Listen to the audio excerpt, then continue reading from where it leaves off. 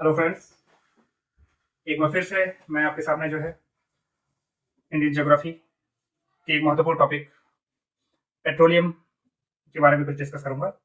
ये इस विषय से जो है जो प्रतियोगी परीक्षाएं हैं उसमें काफ़ी क्वेश्चन आते हैं, और जो मैंने जो है ये बुलेट पॉइंट्स कुछ बनाए हुए हैं फैक्चुअल डाटा, वो सारे जो है आपके क्वेश्चंस आए हुए हैं पिछले जो ईयर्स हैं कॉम्पिटिटिव एग्जाम्स के। उसमें यूपीएससी, यूपीपीएससी, आरओ, एआरओ और एसएससी, कई जगह ये सब क्वेश्चंस आते हैं।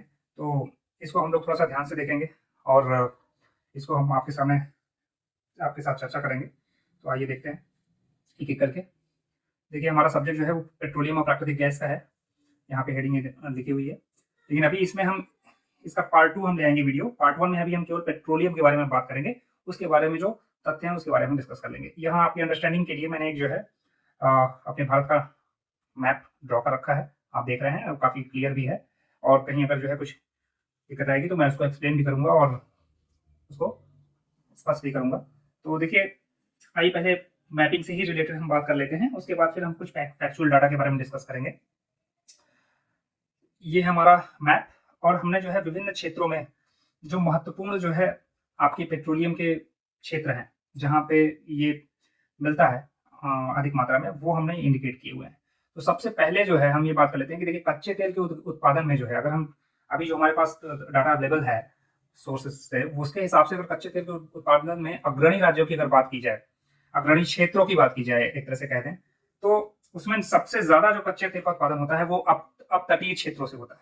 अब तटीय क्षेत्र आपके ये वाला क्षेत्र और ये, तो कोस्टल एरिया मतलब अब तटीय क्षेत्र आपके जो समुद्र के किनारे, ये जो आपने पूरी घाट और कश्मीर घाट पर रखा होगा, इनमें से जो कुछ उनके जो पेट्रोलियम के स्थल हैं जो खोजे गए हैं, वहां से कच्चे तेल का उत्पादन सर्वाधिक होता है। उसके बाद अगर हम बात करते हैं तो मैंने आरजे लिखा हुआ है। आरजे मतलब राजस्थान, ये राजस्थान का एरिया है। देखिए मैप में देखिए आप, जो है राजस्थान में जो है आपका ये बाड़मेर और बाड़मेर सांचौर का बेसिन वाला जो एरिया है, यहाँ पे आपका जो है काफी मात्रा में जो है उत्पादन होता है। और ये एक पेट्रोलियम वाला क्षेत्र है जहाँ से जो है निकाला जाता है तेल। आपका ये जो है मंगला, भाग्यम, शक्ति एवं ऐश्वर्या, ये दो इसके प्रमुख केंद्र हैं जो इस वाले रीजन में पड़ते हैं, बाड़मेर, सांचौर और के बेसिन में, राजस्थान वाले एरिया में। तो ये याद रखिएगा, ये इंपॉर्टेंट टॉपिक है, क्वेश्चन भी आया है इस पे जो है। तो बाड़मेर, सांचौर बेसिन एरिया याद रखिएगा, राजस्थान वाले क्षेत्र में। यहाँ पे जो है अच्छी खासी मात्रा में जो है तेल का उत्पादन होता है। कच्चे तेल का उत्पादन राजस्थान मतलब दूसरे स्थान पे है। तीसरे नंबर पे गुजरात है और चौथे नंबर पे आसाम है। तो देखिए, एक तो एरिया ये हो गया, ये अब तटीय क्षेत्र। तो अब तटीय क्षेत्र में हो सकता है हर जगह ना हो, जो उसके प्रमुख केंद्र जो खोजे गए हैं तेल के, वो ये वाला एरिया, और फिर ये कावेरी का ये बेसिन, कावेरी का जो तटीय भाग है, और कृष्णा गोदावरी का बेसिन, ये जो है कुछ प्रमुख केंद्र हैं जहाँ पे जो है पेट्रोलियम का उत्पादन अच्छा खासा होता है। तो हमने अभी दो एरिया की बात कर ली, एक तो अपतटीय क्षेत्र की बात कर ली, दूसरा हमने सेकंड पोजीशन पे जो है राजस्थान की बात कर ली। अब चलते हैं यहाँ पे गुजरात वाले क्षेत्र में। तो गुजरात वाले क्षेत्र में देखिए, जो कच्छ वाला एरिया है, यहाँ पे काफी मात्रा में जो है तेल का उत्पादन किया जाता है। कई सारे केंद्र भी हैं इसमें। यहाँ पे ये अब तटीय क्षेत्र, जो खंबात की खाड़ी वाला जो रीजन है, इनके तटीय क्षेत्रों में ये हमारे कुछ केंद्र हैं जिनका नाम है महसाना। एक तो ये महसाना है, ये कल्लोल है, और एक अंकलेश्वर है। अंकलेश्वर काफी प्रसिद्ध है, अंकलेश्वर। और ये खंबात की खाड़ी, खंबात की खाड़ी में भी जो है आपकी मुंबई हाई है जगह, जहाँ पे काफी मात्रा में पेट्रोलियम का उत्पादन होता है, प्राकृतिक गैस का भी उत्पादन होता है यहाँ पे। और आपका कोयली एक क्षेत्र है यहाँ पे गुजरात में, कोयली क्षेत्र, वहां पे भी जो है आपका अच्छा खासा पेट्रोलियम का उत्पादन होता है। तो ये हो गए आपके गुजरात वाले क्षेत्र से। अब इसके बाद जो चौथा नंबर आता है वो आसाम का आता है। तो आसाम वाला रीजन देखिए, ये ब्रह्मपुत्र वाला मैदान जो है वो आसाम का रीजन है, ये पूरा ये वाला एरिया। तो उसमें हम देखते हैं तो देखिए डिब्रूगढ़, ये बहुत पुराना जो है पेट्रोलियम उत्पादन वाला क्षेत्र है जो है डिब्रूगढ़। तो डिब्रूगढ़ के बारे में हम अभी आगे आपको और भी तथ्यात्मक चीजें बताएंगे। यहाँ पे डिब्रूगढ़ क्षेत्र इसका पेट्रोलियम का केंद्र है। इसके बाद जो है आपका इधर आप आएंगे तो नहरकटिया एक जगह है, वहां पे डिगबोई आपने नाम सुना होगा। शिवसागर, लखीमपुर वो असम वाला क्षेत्र में, और रुद्रसागर, और एक बदरपुर यहाँ पे त्रिपुरा के ऊपर जो है, त्रिपुरा वाले क्षेत्र में बदरपुर यहाँ पे।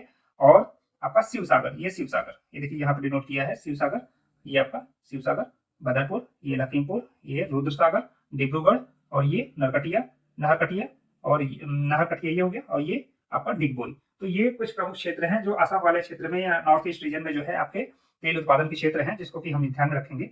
मुंबई हाई ये काफी इंपॉर्टेंट है, ये ध्यान रखिएगा। ये आपका 160 किलोमीटर के आसपास होगा ये तट से इसकी दूरी, समुद्र में है, अरब सागर में, खंबात की खाड़ी वाले रीजन में। तो यहाँ पे जो है आपका अच्छा खासा तेल का उत्पादन होता है, प्राकृतिक गैस का भी उत्पादन होता है।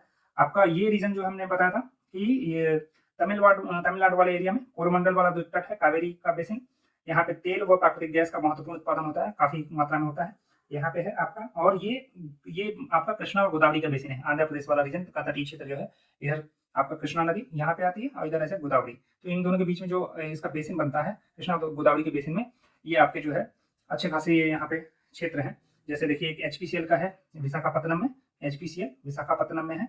और तातीपाका तेल शोधनशाला है यहाँ पे, आंध्र प्रदेश में ही है, तातीपाका शोधनशाला, तातीपाका तेल शोधनशाला है, ये रिफाइनरी है यहाँ पे आंध्र प्रदेश में। इसी तरीके से तमिलनाडु में एक यहाँ पे जगह है पन्नागुडी, तमिलनाडु में है पन्नागुडी, ये कोरोमंडल वाले एरिया में, इसी के समानांतर तमिलनाडु में पन्नागुडी एरिया है। पन्नागुडी में भी जो है तेल का प्रमुख उत्पादन केंद्र है ये।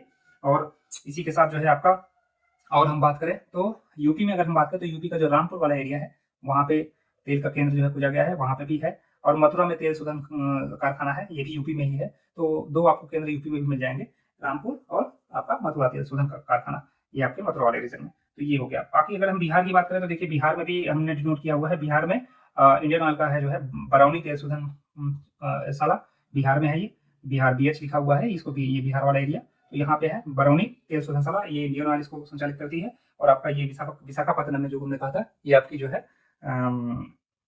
एचपीसीएल का है। ठीक है, तो ये कुछ प्रमुख क्षेत्र है जो मैंने आपको मैप में समझाया। अब इसके बाद हम थोड़ा सा कुछ तथ्यात्मक जानकारी की बात करते हैं, पेट्रोलियम के बारे में ही चर्चा करेंगे। तो दोस्तों इस मैप को थोड़ा आप ड्रॉ करके अपनी प्रैक्टिस कीजिएगा। और जो ये, इसमें कुछ नहीं करना, सिर्फ आपको नाम याद रखने हैं, लोकेशन याद रखनी है, और इसको बार बार एक दो बार अभ्यास करने से ये आपको आसानी से तैयार हो जाएगा। लेकिन परीक्षा के हिसाब से, आपके एग्जाम के पॉइंट ऑफ व्यू से काफी महत्वपूर्ण टॉपिक है। और ये टॉपिक ऐसे हैं कि इनको जो है ज्यादा आपको मेहनत करने की भी जरूरत नहीं है, ये आपको बहुत आसानी से तैयार हो जाएंगे। तो पेट्रोलियम की अगर हम बात कर लें तो पेट्रोलियम में दोस्तों हाइड्रोकार्बन है। ये पेट्रोलियम जो है हाइड्रोकार्बन और कार्बन का यौगिक है आपका। ये 3 फॉर्म में पाया जाता है, सॉलिड, लिक्विड या गैस।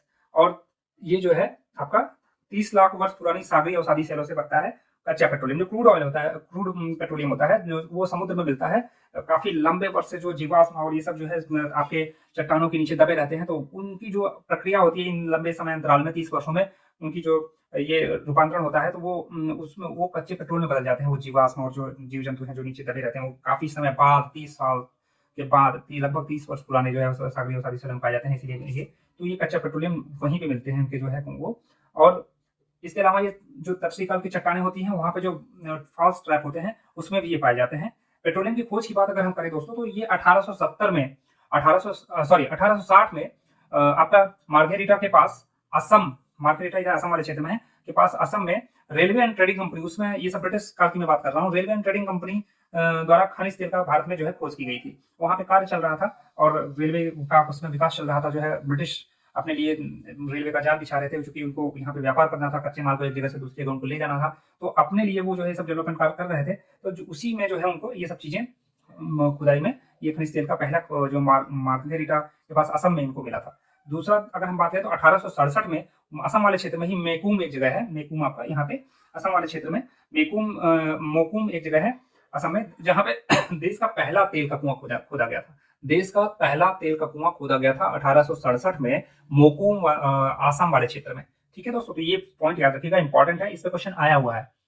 ठीक है, अभी हम बात करें तो ये भी बहुत इंपॉर्टेंट बन जाता है कि डिगबोई, हमने आपको यहाँ बताया था डिगबोई, ये वाला एरिया, ये डिगबोई असम में पड़ता है। तो डिगबोई जो है, जो असम में है, सबसे पुराना तेल का भंडार है। वो ब्रह्मपुत्र की घाटी में वो पाया जाता है। आप जानते हो कि ब्रह्मपुत्र नदी यहाँ से निकलती है, यहाँ इस तरह से रीजन में होते हुए बांग्लादेश में से चली जाती है, इधर तिब्बत से के आसपास यहाँ निकल के जो है अपना भारत में यहाँ नामचक बरवा के यहाँ पे जगह है, यहाँ से जो है प्रवेश करती है और बांग्लादेश में इधर इंटर कर जाती है। तो ये जो इसका घाटी मैदान है, ये वाला एरिया, इसी में आपका पड़ता है आपका डिगबोई। और डिगबोई की विशेषता है कि ये सबसे पुराना तेल का भंडार है। आपसे क्वेश्चन पूछा जाएगा कि सबसे पुराना तेल का भंडार कौन सा है, तो ये आपको ध्यान में रखना है, डिगबोई है, जो कि ब्रह्मपुत्र घाटी में असम वाले क्षेत्र में है।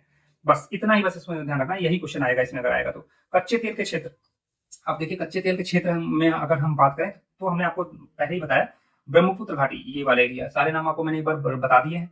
गुजरात तट, ये जो एरिया है, मेहनसाना, कल्लोल, अंकलेश्वर, खंबात की खाड़ी, मुंबई हाई, ये वाला पूरा एरिया। पश्चिमी तट हो गया ये वाला पूरा एरिया। पूर्वी तट में जो है आपका ये कृष्णा गोदावरी का बेसिन, और ये तमिलनाडु वाला कोरमंडल तट हो गया। तो ये एरिया जो है कच्चे तेल का प्रमुख उत्पादक क्षेत्र है। और ब्रह्मपुत्र घाटी, जैसे मैंने बताया, डिगबोई वाला सबसे पुराना तेल उत्पादक क्षेत्र है, ब्रह्मपुत्र वाली घाटी, जिसमें कि डिगबोई है।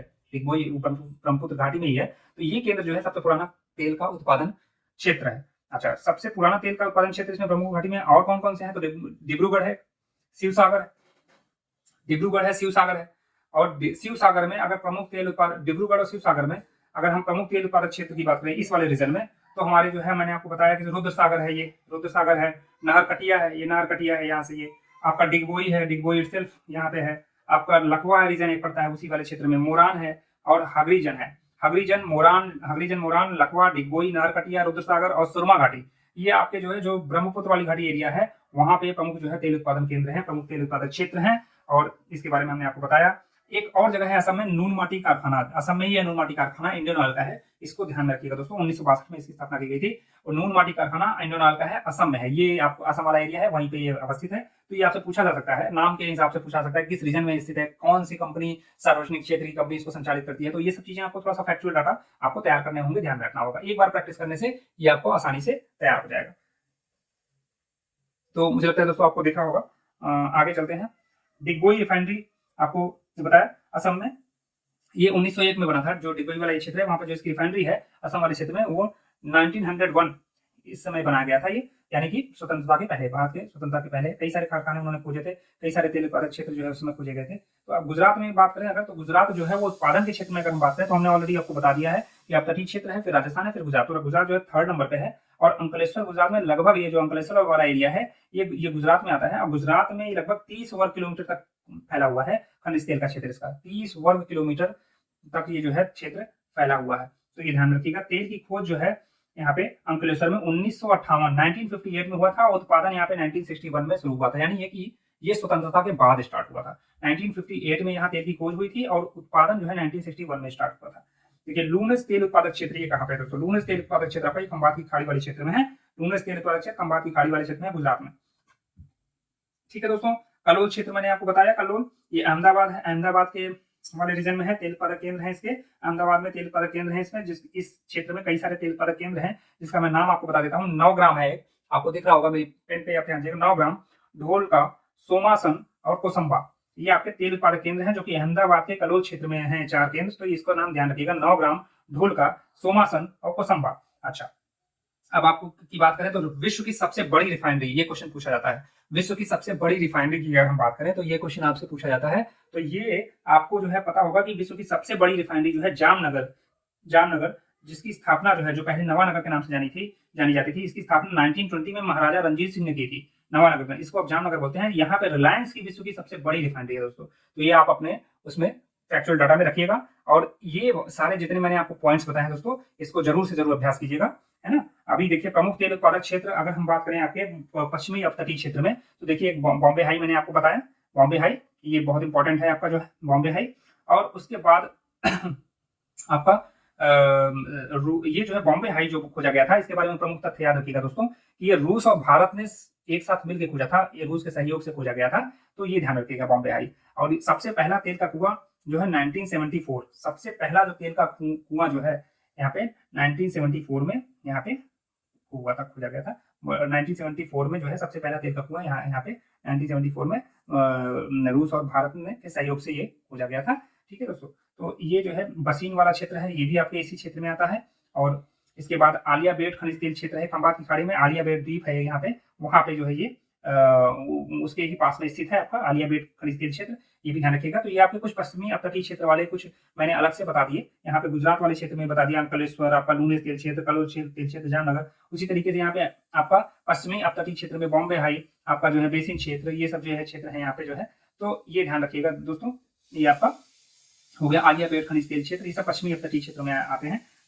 इसी के साथ अब और मैं आपको एक जानकारी दे देता हूँ कि सर्वाधिक तेल उत्पादन करने वाला जो है राज्य की अगर हम बात करें तो वो राजस्थान है। सर्वाधिक तेल उत्पादन करने वाला अगर हम किसी की बात करते हैं राज्य की, तो उसमें आंसर होगा राजस्थान। आपको दिख रहा है दोस्तों, मुझे लगता है दिख रहा है, ये पेन मैं यहाँ पे आरजे लिखा है, आरजे मतलब राजस्थान।